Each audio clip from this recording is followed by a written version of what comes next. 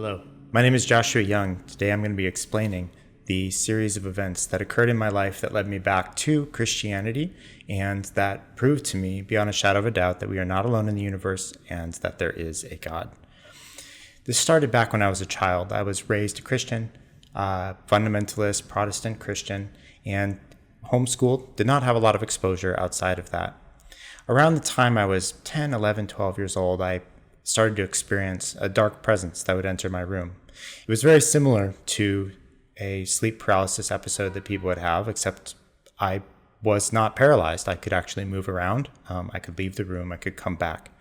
This went on for years. Around the time I was 15 years old, I had a dream. In this dream, it was pitch black, very similar to Stranger Things, the TV show, when Elle would go into the underworld and could see little things that were happening, but not the entire story. In my dream, pitch black, I was completely alone and very afraid. Suddenly, out of the darkness, lunges at me a dog that was extremely angry and I clearly knew wanted to devour me. Right when the dog gets in front of my nose, I hear a clink and I look down and there's a chain running off into the distance. And I realize that it can't go any further. And I wake up at that exact moment that it was right in front of my nose, and I hear a small voice, not a auditory voice, but something in my spirit tell me, Josh, this is what the devil is like. No matter how far he goes, he's always on a chain. And that was it. I still had the dark presence come into my room and continue, was still getting hair standing up on ends and didn't know what to do about it. Nobody in my church community quite knew what to do about it. And this continued through my late teens, and eventually I just learned to ignore it despite the amount of depression and sleep problems that some of this was causing me. I went to Moody Bible Institute. My goal at this time, partially because of the experiences that I had had growing up, that and others, was to try and understand atheists. I was interested in becoming an apologist, and so I began to study a lot of different views about atheism, and I decided it was probably a good move to actually understand the way they thought and to really get inside their heads, because that was the right thing to do.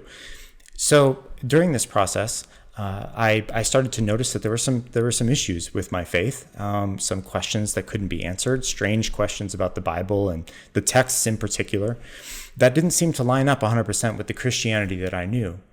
As this began to unravel, I realized that I still had good answers for some portions of my faith, but I still couldn't quite get why atheists would go so far as to not believe any of it was real. And so I prayed a prayer. In my prayer, I prayed and said, God, I don't understand atheists. I do see some problems, but what am I supposed to do about this? If it requires me becoming an atheist, I'm willing to do that in order to be able to reach them. And then I forgot about the prayer. About 6-8 months later, somewhere in there, this would have been around when I was 22 years old, somewhere around there. I was living in Chicago at the time. I became an atheist. I basically threw in the towel, and I realized that there was no good explanation for any supernatural events that was actually supernatural. I thought they were all natural explanations. Even my own experiences I attributed to being inside of my own head at this point in time, and I began to basically rabidly attack anybody who was religious, including my own family, and was online, forums, that sort of stuff. But the day before, or roughly around that week when I became an atheist, I said a prayer. It was one final prayer. It was, God, angels, or aliens, whatever's out there. I don't really know. If you're there, I want you to show yourself to me. I'm going to become an atheist. I don't believe there's anything there, but if there is, here's your opportunity. And I gave a list of things that were going to be the proof that something supernatural or at least paranormal had occurred. And that list was, I wanted something that I knew was outside of my own head. As evidence that it was outside of my own head, there needed to be another witness present. Whatever happened, I needed to be able to not find a natural explanation for. In other words, it would be impossible for me to invent some mundane explanation for what happened. In addition, it needed to happen more than once. I wanted something that wasn't just a fluke or some strange occurrence. I needed it to happen at least twice. And I may have added a few other things to this list, essentially asking for something that was a proof of being interaction from conscious beings that are not from this world. And then I forgot about this prayer that I made. And about 10 years later, when I was, I believe I was 29, 30-ish, 30 years old, I decided to move to Sweden. This would have been right after 2016, so early 2017, I moved to Sweden. My goal was to be around other atheists. My goal was to be around people who were living the happy atheist life that I thought I was going to find in Sweden. About 8 months later, at this point, I'm purely atheist and don't believe that there's anything supernatural at all. I had an opportunity to go to London. And what's important is that each detail in this story ended up answering that prayer that I'd had before I became an atheist. I get to London, and the person I was supposed to stay with says, sorry, you can't stay here. So I have to book at the very last minute an Airbnb. I end up going to this Airbnb, and I show up the first day. And there's a woman there. It's a very old building, super thick walls. You couldn't hear anything through them. And she says, Josh, there's other tenants that sometimes stay here. Right now, there's one sitting here. And I'll call him Rick for this video. And Rick, please don't bother him. I said hi to Rick at one point, said I wouldn't bother him. He was working on a video production. And I went to bed. Next day, I get up in the morning and I go down into the shower. And I'm in the shower and I hear a voice outside the door, who I assume was the owner, say, excuse me, sir. And I thought to myself, well, that's odd. I don't like being interrupted in the bathroom. But I responded and yelled back and said, yeah, what do you need? And there was no response. I thought that was even more strange and a little bit rude, but I continued my shower and went about my day. That evening, I ended up staying at a friend's place. It was a Halloween party that I was at. And the following day, she lets me know that she's super busy on something. And it would be a little easier for her if I went back to that same Airbnb. So I go back to the same Airbnb and I spend the night. And I wake up the next morning and I'm in the shower again. And guess what happens? Yeah, excuse me, sir, outside of the door. And I'm like, man, why am I being interrupted twice? Well, I finished the shower. After yelling out at this voice, I even turned off the water so that way I could be assured that somebody would hear me if they were actually there. No response. Get outside. I opened the door to walk out into the living room area, and Rick is sitting there, not, 6, 8 feet away from the bathroom door at his desk. And he looks up at me and he says, Josh, who are you talking to? And I say, well, the owner came by. He says, Josh, we're the only people here. We have a little discussion where he explains to me that he also heard a voice-like thing, a utterance is the word, that was the word he used, an utterance, that came from head height in front of the bathroom door. I then spent 45 minutes trying to figure out what this was. I looked over everything. You have to keep in mind, I've been an atheist for 10 years at this point, and I spent a lot of time online debunking things. So I felt very prepared for this moment. I couldn't find anything. There was no way that nothing that could produce a noise like that. And Rick's like, well, Josh, are you religious? And I got annoyed. And he tells me he's Episcopalian and that he's already basically concluded that this was something spiritual that was going on. And that was about it. And while we were talking, the owner comes back. Sure enough, she had been gone, so it couldn't have been her. She had groceries in her hands. So there was nobody in the house but me and Rick there at that time. When I tell her that I heard a voice of what I thought was her coming by the door, she says, Josh, that type of stuff happens all the time. This place is haunted, but nobody has ever heard a voice. Instead, people have said they've seen a woman around this apartment.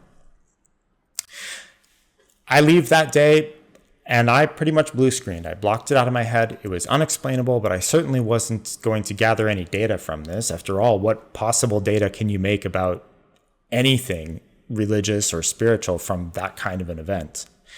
And then I went and got a job at Spotify, which was sort of my dream job at the time, in Sweden, super progressive, super liberal. And that lasted for about a year before things started to kind of fall apart in my life. It was like there was some force that was opposing me. This led to a moment. This would have been back in early 2019 when a convergence of things happened where I got really down and angry at life. Things just were not going my way, and I had a night where I was in bed, and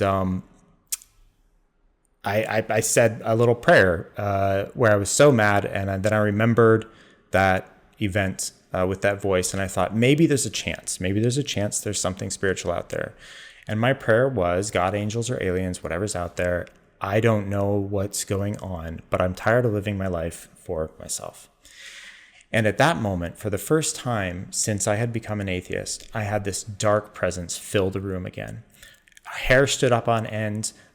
Everything in the room felt charged. It was like a bubble had enveloped the entire room in the purest hatred I had ever felt in my life. And I felt that this being, whatever it was, wanted to kill me.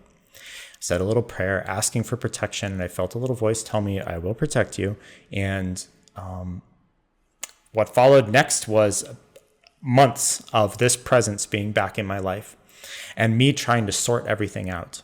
And this begins the next series of supernatural events, which will make the first one look even more like nothing. So here we go. I decide I'm going to start to research stuff. In addition, I decided I'm going to start opening up to friends little by little, one friend here, one friend there, about that experience in that Airbnb. So the one day I'm in Stockholm and I decided to sit down with my buddy, who I will call, we'll just say Joseph. And I sit down with him in a park there in Stockholm. And I'm telling him the story about this ghost voice. He tells me, yeah, it's probably that Rick guy played a prank on you, right? And I'm like, well, I don't think that's it, because it did happen on 2 separate days. You will remember that my prayer was that list of items, and all of them had been answered by that event in that apartment. Well, while we're sitting there, him being skeptical, I lay my head back on the grass, and I look up in the sky and I see a tiny little silver disc-shaped object super high in the atmosphere speeding along. He sees it as well. And then we notice that there's 2 of them actually flying in formation. I look at him, he looks at me. We have no idea what this is. And I'm flabbergasted. I'm like, surely this can't be a UFO, right? Well, after it flew out of sight, maybe, 10, 15 seconds later, something like that, I notice this picture, which I'll show here now. And you can see what's called the shadow contrail in this photo. Well, the shadow contrail is perfectly lined up with this airplane that is flying. From what I understand, this is an incredibly rare occurrence. You have to be at the perfect spot on the ground. The plane has to be in a perfect spot, and the sun has to be in a perfect spot, and the atmospheric conditions have to be perfectly right. Remember, I took this photo, a once-in-a-lifetime shot, a few seconds after we saw these 2 disc-shaped silver craft flying through the sky, right? Okay. A little voice tells me, Josh, this is what your life will be like. And I watched the plane fly perfectly through the shadow, which is predictable. That's not that impressive, but the voice was basically implying that my life was going to be similar to the plane where the future has already been laid out. All right, that following week, I was set up a call with Rick. And the discussion was about what happened in that apartment. I knew my life was going to radically change at this point. Rick informs me that he had thought a lot about that day in that apartment because it had disturbed him, apparently more than it even disturbed me. He had spoken to the owner, who told him some of these other paranormal stories that had occurred in the apartment over the last 20 years. And he was incredibly concerned about the whole thing, but not afraid. And he tells me, in his own words, without me telling him that I had asked for a witness, he tells me, Josh, whatever happened in that apartment, I have concluded was a special message for you, and I was supposed to be the witness. I nearly fell out of my bed at that point when I heard that, and I realized that he was confirming my worst suspicions at this point. Keep in mind, I'm still an atheist at this point. I'm just starting to poke into this idea that there's something supernatural going on. I had not converted to Christianity or anything like that. He then tells me that there's a book I need to read, which I will show here. It's a book about Padre Pio. I didn't want to read it because it was from Catholicism, and I had grown up believing that all of Catholicism was just wrong and had been sort of told that everything in it was a joke. But I decided to read it anyway. I'm reading the book and I get to the end and I see this quote, which I will show here.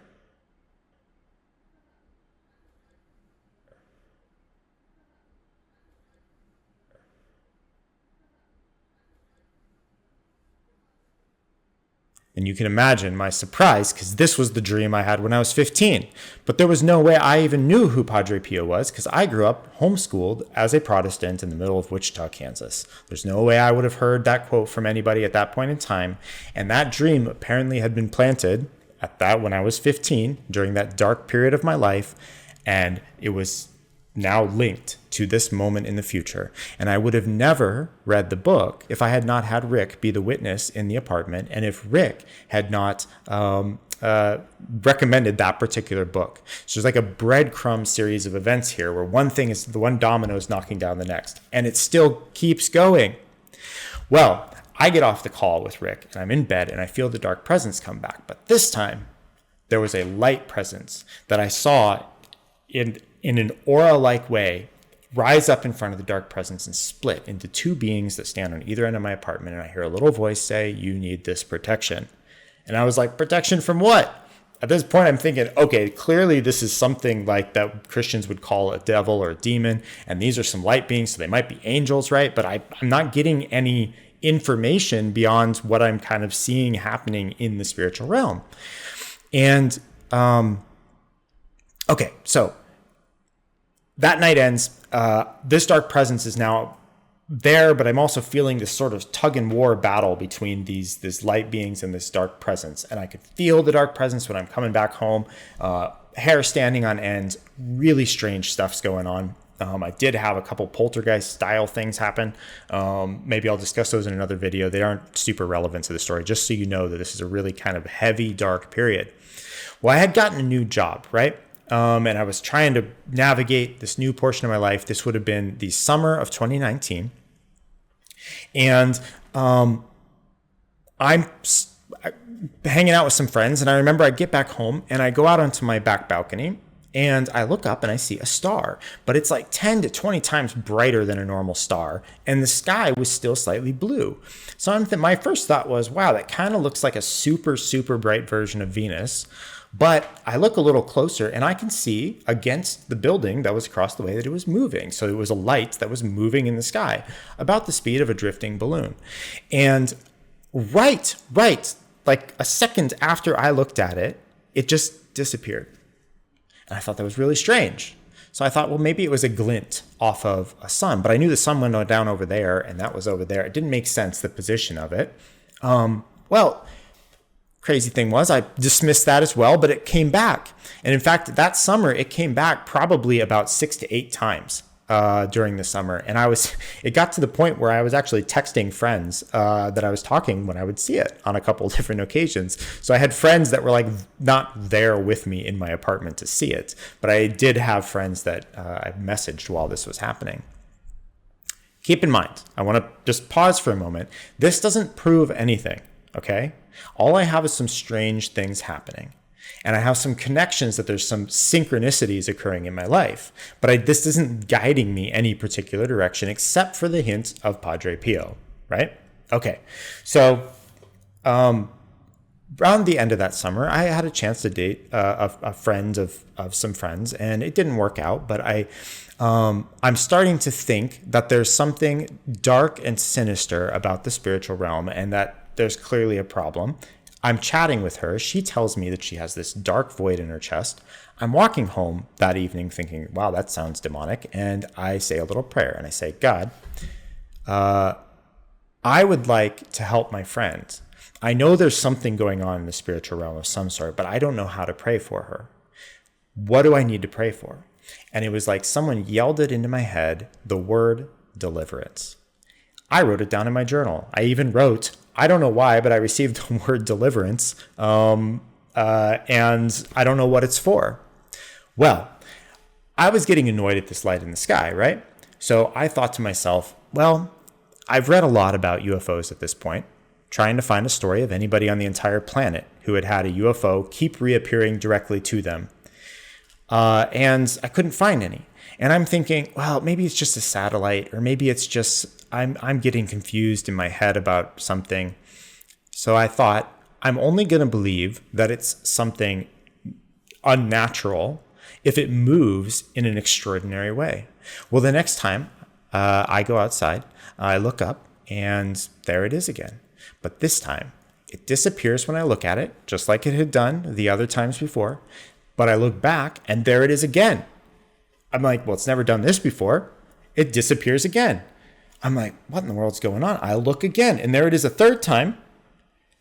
But this time, instead of disappearing, it accelerates from a standstill all the way across the horizon and just disappears over the horizon. There was a building or trees there.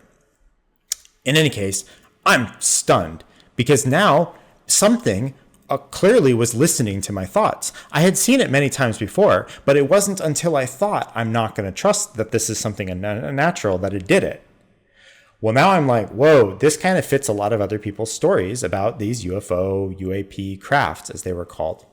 Well, I'm like, what do I do with this?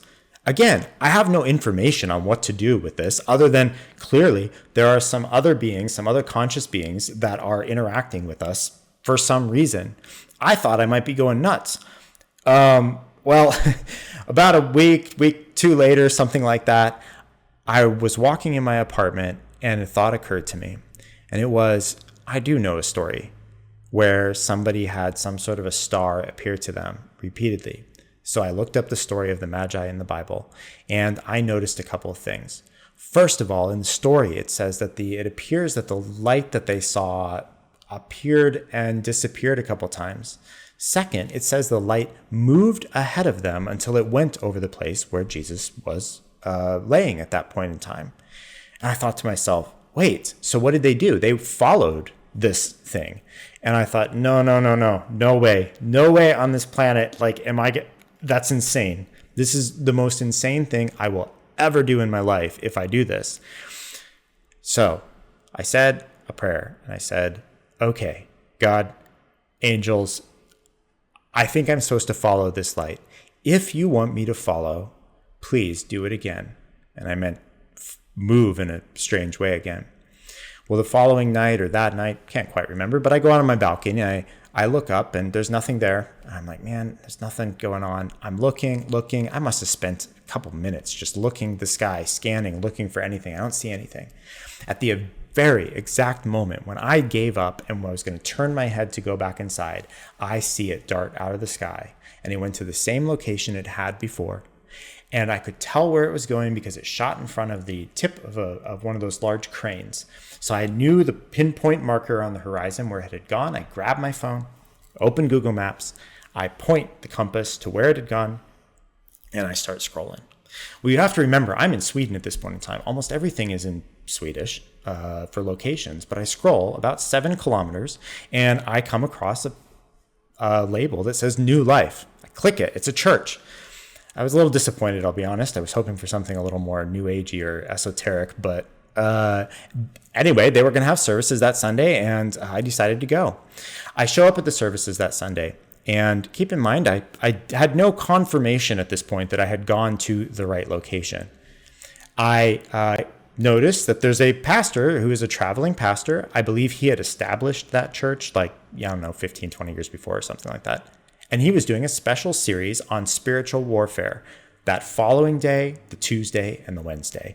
And I'm thinking, oh man, that is really crazy timing. So I decided to go on Monday. And when I show up on Monday, he puts up his first PowerPoint slide. And this is the picture I took that day. The word deliverance displayed across the screen. And I thought to myself, that's just crazy. There's no way. He had never said, if I remember correctly, he hadn't mentioned deliverance when he just said that this series was going to happen. He just said it was going to be about spiritual warfare. But he chose that particular word for his first slide. And it was the only word on it against a bright blue background, which is like, for me, the bright blue background was significant because the first day I had seen these things, it was against a bright blue sky. And I'm thinking, whoa, there's way too much going on, way too much synchronicities. But I'm thinking, okay, what can I conclude from this? I can conclude that there must be some beings that want me to pay attention to Christianity. And this concept of deliverance is clearly deliverance from whatever this dark being was that had been harassing me in my teens. And all of this stuff had been leading up to this point. Well, I decide that I'm going to have a couple people from the church come back to my apartment. We said some prayers, and I began to focus intently on my Christian faith at that point in time. And the dark presence did go away. I have not experienced that same level. I've had moments where I've felt a presence, but never anything like what was occurring that summer. And since then, it has not been a perfectly easy or smooth ride of me researching everything, but that experience taught me that the basics of the Christian faith are correct. After all, if the same beings that led the Magi to where Jesus was born are active today, then clearly Jesus' life is super important. And if there are beings with the capabilities of what I saw and experienced, clearly the resurrection of Jesus is something that is quite possible. And this idea of being rescued from the powers of darkness and our own sinful lifestyles is clearly something that must be true as well. So that is the shortened version of my story. If you want to get more details about what happened, feel free to watch my longer version. Thank you and God bless.